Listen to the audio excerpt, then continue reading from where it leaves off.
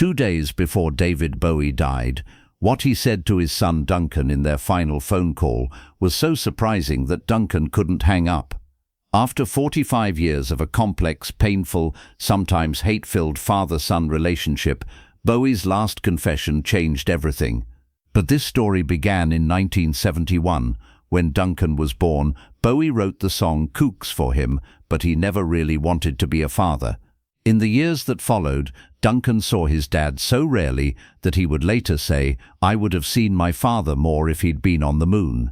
Cocaine, Ziggy Stardust, his mother selling him for $750,000, the last meeting at age 13, having no musical talent, the big confrontation at 30, even Bowie's reaction when Duncan made his Moon film was surprising, but the biggest shock was that final phone call in January 2016. What had Bowie said that made Duncan still cry when remembering that moment years later? And why had everything changed after 30 years? If you want to watch this story to the end, don't forget to subscribe to our channel and hit the notification bell, because the story we're about to tell reveals the true face of rock history's most painful father-son relationship.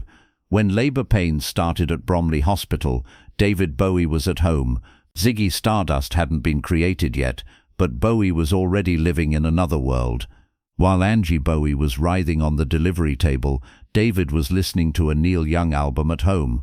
When the hospital called, Bowie's first question was now, as if the child's birth wasn't a scheduled appointment, but an unexpected interruption. When Duncan Zowie Haywood Jones came into the world, his father wasn't there. When he took his first breath, only his mother and nurses were by his side. This was the first example of what Duncan would experience for the rest of his life. David Bowie came to the hospital 3 days later. He had his guitar case with him because he'd come straight from the studio. When he held Duncan for the first time, photographers took pictures. In that photo, Bowie looks like a happy father, but the reality was very different. He would later confess, "When I first held the baby, I didn't know what I was supposed to feel. I felt nothing. I wondered if this was normal." Angie Bowie was thinking about other things as she lay in the hospital bed. In an interview she gave 3 days after birth, she would say, "I'm no longer free. This child has tied me down." Neither was ready to be a parent, and Duncan would feel this throughout his childhood. The first thing Bowie did after Duncan's birth was write the song Kooks. Most people perceive this song as a loving father's song, but when you look carefully at the lyrics, you see something else. "Will you stay in our lover's story?" Bowie asks. This wasn't a question to a baby, but to a threat to their relationship, as if Duncan's existence was a factor that complicated David and Angie's relationship, and unfortunately, this prediction would prove correct. When Duncan was 4 years old, David Bowie was at the peak of his career, but also living through his darkest period. While recording the Station to Station album, he was staying in the studio 16 hours a day, surviving only on milk, peppers, and cocaine. His weight had dropped to 95 pounds, his eyes were sunken, his face looked like a skeleton. Duncan lived with his father in the Los Angeles house during that period, but Bowie was often not there. He slept in the studio, forgot about home, sometimes didn't return for days. Duncan mostly stayed with his nanny Marion Skeen. Marion was a Scottish woman who would become Duncan's real mother figure, because Angie Bowie was often not at home either. Duncan's clearest memory from that period was the scenes from his father's vampire movie The Hunger. When Bowie was transformed into an old man, Duncan was so scared he couldn't sleep for days. "Is Daddy dead?" he kept asking Marion. Marion tried to explain, "No, he's just acting," but Duncan couldn't understand. His father was already inside different characters most of the time. Which Bowie was real? Ziggy Stardust, the thin white duke, or that tired, pale man he occasionally saw at home? Cocaine had taken over not just Bowie's body, but his mind. He was paranoid, trusted no one, constantly thought he was being followed. When he leaned down to kiss Duncan, Duncan noticed that distant, empty look in his father's eyes. Bowie was there, but wasn't really there. His soul was somewhere else. When Duncan grew up and talked about this, he would say, "My father loved me, but he loved drugs more, and I understood this even as a child." But the most traumatic thing Duncan experienced during those years was his parents' fights at home. Angie and David constantly shouted, doors slammed. Duncan would hide in his little room, put his pillow over his head, and try not to hear the sounds. One night Angie screamed, "I can't live in the same house with this child." Duncan heard this. That night he went to Marion and asked, "Doesn't Mommy want me?" Marion didn't know what to say, because that was the truth. The house in Los Angeles became a battleground. Bowie's paranoia reached dangerous levels during this period. He believed the swimming pool was contaminated, that his food was poisoned, that people were watching him from the hills. Duncan witnessed these episodes of madness. Years later, he would describe those days as living in a horror movie where the monster was my father's addiction. When Duncan was 8 years old, his mother sold him. Officially, it wasn't like that, but that's how Duncan felt. During David and Angie Bowie's divorce, Angie gave up custody of Duncan and received $750,000 in return. Throughout the court process in Switzerland, Duncan didn't fully understand what was happening, but he felt that something was very wrong. Lawyers talked constantly. His parents never made eye contact. Angie Bowie would later explain this decision. "I didn't want to get into a custody battle with David. If I tried to run away with my child, David would fight me, and it would be terrible for my son. And I can have another child anyway. It's not a big deal." When these words reached Duncan's ears, he was 25 years old, and that day he realized he would never forgive his mother. After the court decision, Duncan could visit his mother during holidays, but these visits were never happy times. Angie had built a different life, had other relationships. Duncan's presence bothered her. When Duncan was 13, he saw his mother for the last time.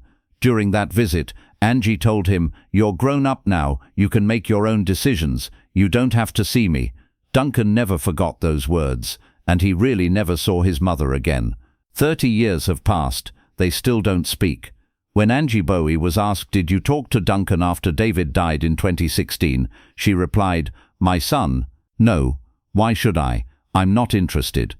When these words reached Duncan's ears, he was 44 years old, but still felt like that 13-year-old child, abandoned, unwanted, worthless. One of Duncan's biggest disappointments in childhood was having no talent for music. Bowie tried repeatedly: drum lessons, piano lessons, guitar lessons, even saxophone. Duncan couldn't learn any of them. Not only couldn't he learn, he had no interest. When Bowie said, "You need to practice," Duncan would answer, "But I don't want to practice." This situation made Bowie very sad. Music was his life, his soul, his reason for existence, and his son couldn't be part of this world at all. When Duncan grew up, he would explain this situation. "Maybe there was a subconscious reaction. Maybe there was something in me that didn't want to enter my father's world, because I couldn't have been that incompetent. But music didn't interest me." After a while, Bowie stopped insisting on music. Instead, he began supporting Duncan's other interests. He taught him filmmaking, storytelling, camera use. Duncan's most beautiful childhood memories were when they made stop-motion films with Star Wars toys. Bowie patiently taught his son editing, lighting, sound recording. In those moments, he was like a real father. At age 14, Duncan was sent to Gordonstoun boarding school in Scotland. This was an elite school that Prince Charles had also attended. Duncan was known there as Joe. He wanted to completely get rid of the name Zoe Bowie, because this name constantly associated him with his father. Nobody at school knew he was David Bowie's son, and Duncan wanted it that way. The Gordonstoun years were a breathing period for Duncan. His father was far away, on tours, busy with other projects. Duncan could live like a normal child, but when he returned home for holidays, everything continued with the same chaos. Bowie had achieved great success with his 1983 Let's Dance album, become even more famous, even busier. When Duncan came home, he needed to make an appointment to see his father. At boarding school, Duncan struggled with his identity. Who was he without the Bowie name? He threw himself into his studies, particularly excelling in literature and philosophy. His teachers saw a bright but troubled young man who seemed to carry invisible burdens. Duncan made friends, but he never told them about his famous father. He lived in constant fear that someone would discover his secret and treat him differently. The isolation Duncan felt at Gordonstown would later influence his filmmaking. The theme of loneliness, of being trapped in a confined space with only your thoughts for company, would become central to his work. Years later, when critics asked about the claustrophobic atmosphere in his films, Duncan would trace it back to those Scottish winters, alone in dormitory rooms, wondering if his father even remembered he existed. At age 18, Duncan voluntarily changed his name to Duncan Jones. He was no longer Joe, not Zowie either. He would be Duncan. This name change wasn't just an official procedure, it was an identity revolution. He no longer wanted to be David Bowie's son. He would chart his own course. Duncan went to America for university. He studied philosophy at the College of Wooster in Ohio, thousands of miles away from his father, in a place where nobody knew him. But distance didn't reduce the pain. On the contrary, it made it more evident. Duncan fell into depression during his university years. He had an identity crisis. He didn't know who he was. Was he David Bowie's son or Duncan Jones? After graduating with a philosophy degree in 1995, he decided to pursue a doctorate. He started at Vanderbilt University, but couldn't finish. He didn't know which direction his life should go. He had escaped his father's world, but couldn't build his own world either. He felt lost. The loneliness Duncan experienced during this period would later form the basic theme of his Moon film. The astronaut Sam Bell in the film works alone on the moon and slowly loses touch with reality. When Duncan made that film, he was telling his own story. The lost astronaut in space was the child abandoned by his father. 1998. Duncan had dropped out of his doctoral program and didn't know what to do. At that time, Bowie was in Montreal working on the television version of The Hunger with Tony Scott. Bowie called his son and invited him to the set. Duncan accepted. Maybe something between him and his father would improve. On the film set, Tony Scott put a camera in Duncan's hands and included him in the crew. Duncan had one of the best days of his life that day, running around the set, filming, feeling like part of everyone. That experience changed Duncan's life. He realized that filmmaking was his true passion. Duncan told his father he wanted to go to film school. Bowie supported him. Duncan enrolled in London Film School. Now he had a goal, and this goal was completely different from his father's world, but would form the first bridge between them. 2009. Duncan Jones's first feature film Moon was released. The film told the story of astronaut Sam Bell working alone on the moon. Bell had been on the moon for 3 years alone. He could only communicate with Earth through video messages. He was slowly losing touch with reality. When Duncan wrote the film, he was telling his own story. Sam Bell was the child who grew up without a father. The moon station was the loneliness of Duncan's childhood at boarding school. The hologram messages were the cold, distant communication with his father. The film was actually a cry. "I'm here, see me." Moon achieved great success and won Duncan a BAFTA award. Bowie proudly watched his son's success and was impressed by the film's quality. The film was proof that Duncan had found his own artistic identity. This success marked the beginning of a new era in the father-son relationship. The film's themes of isolation and identity crisis weren't lost on critics or audiences. Many reviewers noted the psychological depth of Sam Bell's character, a man questioning his own reality while trapped in a sterile environment. Duncan had created something deeply personal disguised as science fiction. The movie's budget was only $5 million, but Duncan's innovative approach to storytelling made it feel epic. When Moon premiered at film festivals, Duncan finally felt he had something to show his father that was truly his own. Not music, not performance, but pure cinematic storytelling. The film's success validated Duncan's decision to pursue filmmaking instead of following in his father's musical footsteps. For the first time in his life, Duncan wasn't David Bowie's son, he was Duncan Jones, the filmmaker. After 2009, the relationship between Bowie and Duncan completely changed. Now they talked on Skype every week. When Bowie came to New York, he would meet with Duncan. He watched Duncan's films, gave suggestions, supported him. In a 2011 interview, Duncan described his father like this: "A warm, supportive man. He constantly introduces me to new things, subjects he's passionate about." These words showed a very different Duncan from the child who years ago said, "I would have seen my father more if he'd been on the moon." Duncan also followed his father's later work, expressing his appreciation. When Bowie's The Next Day album came out in 2013, Duncan posted on social media saying his father's creativity was still at peak level. The conversations between them had also changed during this period. They no longer just made polite conversation. They had deep talks about film techniques, art, music, life. Duncan said in an interview, "Talking to my father doesn't feel like a duty anymore. I really enjoy it." January 8, 2016, Bowie's 69th birthday, also the release day of the Black Star album. Duncan called to congratulate his father. This was one of their last normal conversations. They talked about the album, music. There was fatigue in Bowie's voice, but it was clear he was happy to talk to his son. On the morning of January 10, Bowie called Duncan. There was deep fatigue in his voice, but he wanted to talk to his son. It was a short but meaningful conversation. Bowie expressed his love to his son, told him how proud he was. Duncan also thanked his father for everything they had been through. This was their last conversation. A few hours later, David Bowie passed away. Duncan announced his father's death on Twitter.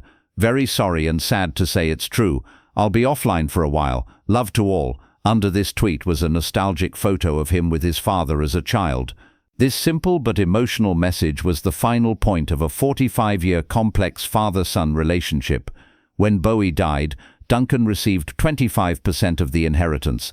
Iman got 50%. His little sister Alexandria also got 25%. But what really mattered wasn't the money.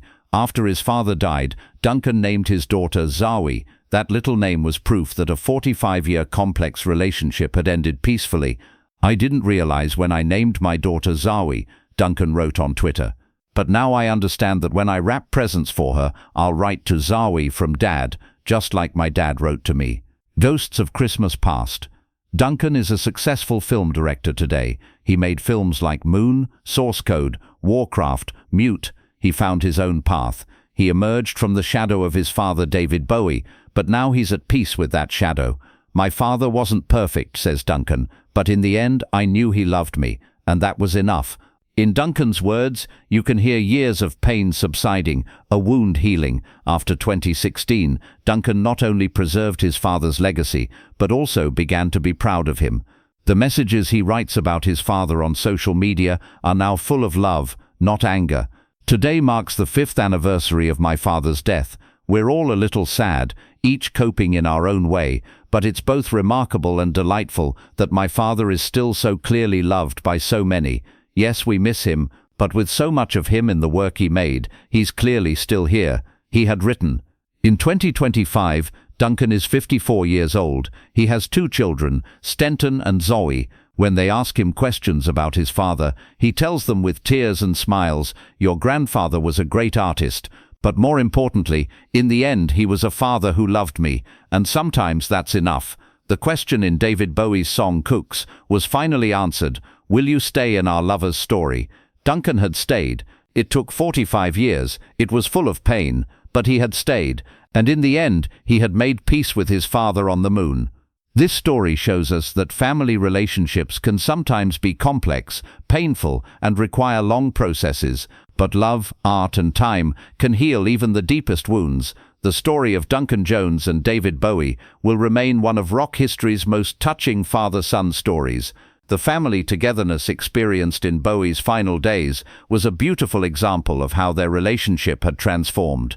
Duncan would describe these moments. "We had the opportunity to do all the family things we wanted to do. We spent time together, talked, and said our goodbyes." After Bowie's death, Duncan's tweet was only a few words, but you could feel that years of pain had subsided, that peace had come. "Very sorry and sad to say it's true. I'll be offline for a while. Love to all."